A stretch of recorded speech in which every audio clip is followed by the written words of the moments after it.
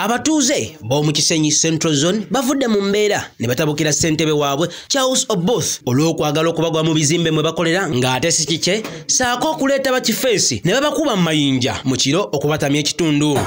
Charles Oboth twamulonda atulabidde bubi nnyo twingaatuuyi twamulonda ne wali ku nnyumba wetusula ennyumba si yiye gyakayanira landlord ennyini tanaba kuvaga nti ennyumba njagala. Charles asinziira wa okutandika okuleeta abayaaya kiro n'embazzi n'ensululu okwagala tutemula ppeka amabaati. Bano basazeewo okugumba ku poliisi y'okunemirembe road nga baagale bataase ku ssentebe ono.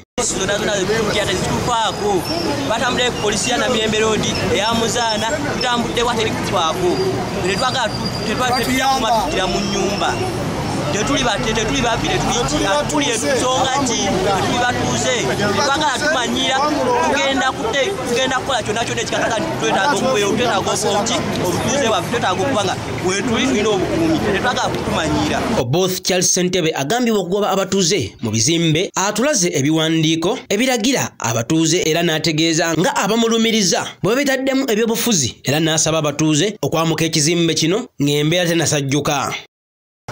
Ne permission bamaze kufuluma bweru nyumba tobeere ki eveyo mu kitundu.